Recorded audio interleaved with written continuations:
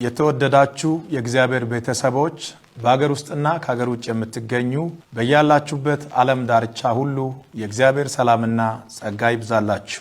ዛሬ ወደ እናንተ የመጣሁት ለየት ባለ መልእክት ነው። በሶሻል ሚዲያ ለማየት እንደቻላችሁት በክራይስት አርሚ ኢንተርናሽናል ቤተክርስቲያን ላይ የወጣውን የካውንስሉን እግድ በተመለከተ ማብራሪያ ለመስጠት ነው እዚህ ላይ የተገኘሁት። በመጀመሪያ ደረጃ ካውንስሉ ያወጣው መግለጫ በካውንስሉ ነው የወጣው ብዬ ለማመን በጣም ይቸግረኛል።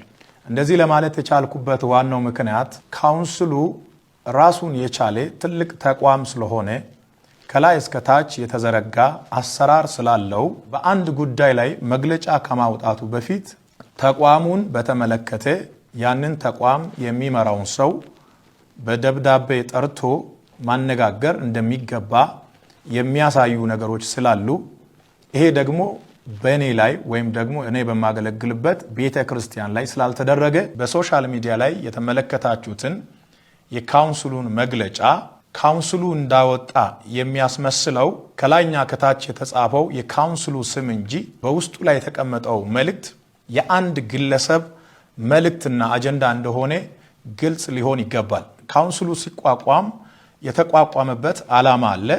በዛ ዓላማ ውስጥ ያመኑ ሰዎች በካውንስሉ ስር ሄዶ ይታቀፋሉ።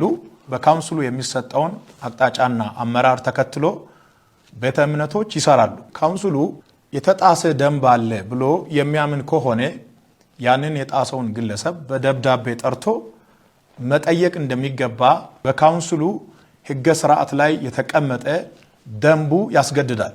እንደዚህ አይነት ስርዓት ባለበት ሁኔታ ውስጥ ሆኖ ያለምንም ደብዳቤ ጉዳዩ ታይቶ የመጨረሻው ውሳኔ እስከሚሰጥበት ቀን ድረስ በጊዜያዊነት ክራይስት አርሚ ኢንተርናሽናል ቤተክርስቲያን ላይሰንስ ታግዷል ብሎ መግለጫ ማውጣት ምን ማለት ነው?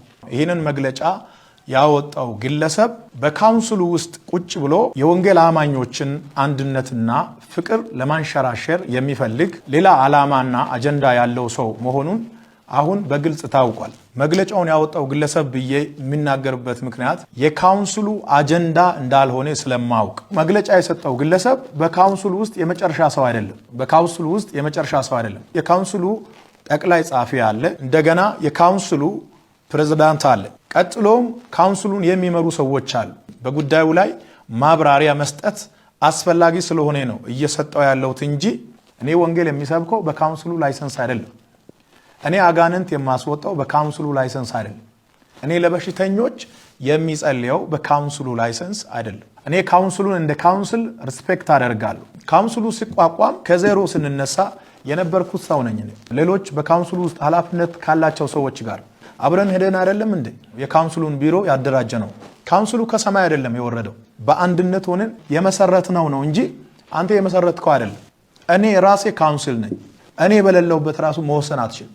ለመወሰንም ለማገድም እኔ እዛው መገኘት አለብኝ። ካውንስሉ አንድን ተቋም ከማገዱ በፊት የተቋሙን መሪ በክብር በደብዳቤ ጠርቶ ማነጋገር አለበት። ያለምንም ጥሪና ምልክት ሁለት መስመር በጻፍከው ሐሳብ ላይ መዝገብ ቤት ያለውን ማህተም ወስደ መተ ከዛሬ ጀምሮ የክራይስት አርሚ ላይሰንስ ታግዷል የምትለው ነገር እንዴት ያለ ንቀት ነው? ካውንስሉን እንደ ካውንስልና እንደ ተቋም እጅግ በጣም አከብራለሁ። ካውንስል ውስጥ ያሉ ካንሰር የሆኑ ሰዎችን ግን ከዛሬ ጀምሮ ፊት ለፊት እጋፈጣለሁ። በካውንስሉ ውስጥ ደግሞ እጅግ በጣም የተከበሩ የሰከኑ ምንም ሲፈጠር በተረጋጋ መንፈስ የሚያዩ ለማስተካከል ብቻ የሚሰሩ ሰዎች አሉ። ካውንስሉ እኔን ፈልጎ አልመጣም። እኔ ነኝ በራሴ ጊዜ በእናንተ ጥላ ስር ሆኜ ከእናንተ ጋር መስራት ፈልጋለሁ መዝግቡኝ ብዬ የተመዘገብኩት እኔ ነኝ። ጠቅላይ ጻፊ ባለበት፣ የካውንስሉ ፕሬዝዳንት ባለበት፣ እንደገና ደግሞ ቦርዱ በተሰበሰበበት ሁሉም ባመነበት ነው መግለጫው የተሰጠው ውሳኔው የተላለፈው ከተባለ ቀጣይ ካውንስሉን በሚመጥን ደረጃ መግለጫውን ሰጣለሁ። ለዚህ አግደናል ለሚባለው ጉዳይ መነሻ የሆነውን ነገር ማንሳት ፈልጋለሁ። ከመጋቢት 12 እስከ 14 ድረስ ለ3 ተከታታይ ቀናት በሐዋሳ መስቀል አደባባይ የነበረውን ኮንፈረንስ ለማገልገል በተደረገው ጉዞ በሲዳማ ብሔራዊ ክልላዊ መንግስትና በሲዳማ ክልል ወንጌል አማኞች ካውንስል አማካኝነት የተደረገልንን አቀባበል ከመቃወም ነው እንግዲህ የተነሱት። መግለጫውን ያወጣው ካውንስሉ ነው ብለን እንኳን ብንወስድ ሐዋሳ በነበረው ኮንፈረንስ የተደረገው ዌልካም ፕሮግራም ምንድነው የተበላሸው? የተጣሰው ደንብ ምንድነው? የተጣሰው የአጋንንት ራዳር እንጂ ሌላ የተጣሰ ስነ ምግባር የለም። አንድ አገልጋይ ወደ ከተማ ሲገባ ብዙ ጦር መሳሪያ የያዘ የመንግስት ሰራዊት ወጥቶ ለምን ተቀበለ የሚለው የመጀመሪያው የካውንስሉ ጥያቄ ስለሆነ ከዚህ ጋር ተያይዞ አንድ ነገር መናገር ፈልጋለሁ። ጦር መሳሪያ የያዘ የመንግስት ወታደር ወጥቶ አገልጋዩን ለምን ይቀበላል የሚለው ጥያቄ እና ማማሲያ ይዞ እንዲወጣ ነው የምትፈልገው? ጉዞ የመንፈሳዊ ጉዞ ይሁን እንጂ በዛ ስፍራ የሚሰበሰበው ሰው ስለሆነ ብዙ ህዝብ ስለሚሰበሰብ ሲዳማ ብሔራዊ ክልላዊ መንግስት አምኖ ሰራዊት መድቧል። ከዚህ በፊት በተለያየ ቦታ ኮንፈረንስ ሲደረግ እንደሚደረገው ነው ሲዳማ ብሔራዊ ክልላዊ መንግስት ያደረገው። አዲስ የተፈጠረ ነገር የለም። ክራይስት አርሚ ኢንተርናሽናል ቤተክርስቲያን በኢትዮጵያ በተለያዩ ክልሎች አገር አቀፋዊ ኮንፈረንሶችን ስታዘጋጅ ኖራለች። ለመጀመሪያ ጊዜ አይደለም። በዚህ ሁሉ ደግሞ በሚሊዮኖች የሚቆጠሩ ሰዎች በአንድ ስፍራ ስለሚሰበሰቡ የህዝቡን ደህንነት ለመጠበቅ መንግስት ሰራዊት ይመድባል። በሚዲያ ላይ እንዳያችሁት በሚሊዮኖች የሚቆጠሩ ሰዎች በአንድ ጊዜ ወደ አንድ ስፍራ ይሰበሰባሉ። በዚህ ቦታ የህዝቡ ደህንነት መጠበቅ አለበት። ገንዘብ ወስዶ መመለስ ያልቻለ ችግር ያለበት ሰው ነው የሚታጀበው። እኛ ወንጌል አማኞች ምንም አይነት ሰራዊት አንፈልግም እያልክ የተናገርክበት ነገር አለ። እኛ ወደ አደባባይ ወጥተን በሚሊዮን የሚቆጠር ህዝብ የእግዚአብሔርን ወንጌል ለመስማት ስለመጣ በዛ ስፍራ በተሰበሰበው ህዝብ መሃል ምንም አይነት ጥቃት እንዳይደርስበት የሰማዩ ጥበቃ እንዳለ ሆኖ በምድር ላይ ግን በዛ ስፍራ የሚሰበሰበውን የህዝቡን ደህንነት ለማወቅ የሚመጣ ኃይል ካለ ህዝቡን ለመጠበቅ ነው ሰራዊት የመጣው። ቢሮ ውስጥ ለተቀመጠ ሰው ሰራዊት ለምንድን ነው የሚመደበው?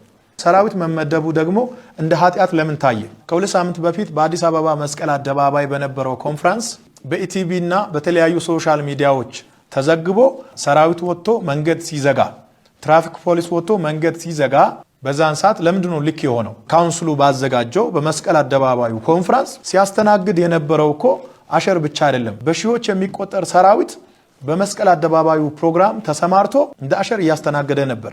ለሁለት ተከታታይ ቀናት መንገዱ ተዘግቶ ነበር። ሁሉም ነገር እናንተ ስታደርጉ ልክ ሆኖ እኛ ስናደርግ ልክ የማይሆንበት ምንም ምክንያት የለም። በሐዋሳ የተደረገው አቀባበል ላንተ ቢሆን በእርግጠኝነት ልክ ነው። ለኔ ስለሆነ ግን ስተት ሆኖ ታየ።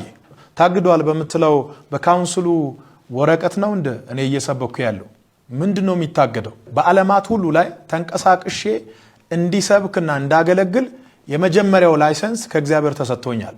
ወደ ዓለም ሁሉ ሂዱ ወንጌልን ለፍጥረት ሲበኩ የሚለው ትልቅ ላይሰንስ ነው። ታግዷል ያለው ካውንስሉ ከሆነ ካውንስሉ እንደ ካውንስል ሌጋል በሆነ ደብዳቤ ይጠይቀኝ። ካውንስሉ ተጥሷል ብሎ የሚያምነው የተኛው ደንብ እንደሆነ ጠርቶ በሚያነጋግርበት ጊዜ ምላሽ ሰጣለሁ። ተጥሶ ከሆነ ያሳምነኝ፣ ካልተጣሰ ደግሞ የጣሰው ራሱ ስለሆነ መጣሱን ያምናል። በኢትዮጵያ ምድር በነ ዘመን ለተሰራው ለትልልቅ ስራዎች እውቅና መስጠት ባትችሉም አትሊስት ሰውን እንደ ሰው ማክበር፣ ጠርቶ ማነጋገር በጣም አስፈላጊ ነው። ምንም ያልተረዳ ህዝብ በእኛ ጉዳይ ሁሉ ካውንስሉ ስልጣን ያለው ይመስላል። በእኔም ሆነ በተቋሙ ጉዳይ ካውንስሉ ስልጣኑ የተገደበ ነው። የኔ አገልግሎት ተጠርነቱ ለካውንስሉ ሳይሆን ለእግዚአብሔር ነው። መልእክቴን ሳጠቃልል በአገር ውስጥና ከሀገር ውጭ ያላችሁ ሰዎች በቀጣይም ጊዜ በክራይስት አርሚ ጉዳይ ላይ አዲስ ነገር ሲኖር እየመጣው መልእክት አስተላልፋለሁ። ካውንስሉ የሰጠውን ወረቀት ካውንስሉ ሊያግድ ይችላል። ከካውንስሉ በፊት ክራይስት አርሚ በመላው ዓለም ወንጌልን በመስበክ ለብዙ ሰዎች መዳን የሆነች ቤተክርስቲያን ናት። ከካውንስሉም በኋላ ትቀጥላለች። በዚሁ አጋጣሚ እንዳውም ከፊታችን እሁድ ከጠዋቱ 12 ሰዓት ጀምሮ ድንቅ ፕሮግራም አለ። እያንዳንዱ ሰው ቤተሰቦቹና ጓደኞቹን ጋብዞ በዚህ ፕሮግራም ይገኝ። ወንጌል ይቀጥላል፣ እኛም እንቀጥላለን።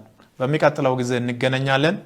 በመላው ዓለም ሆናችሁ መልእክቴን ያዳመጣችሁ የጌታ ቤተሰቦች ሰላምና ጸጋ ከሁላችሁም ጋር ይሁን። አሜን።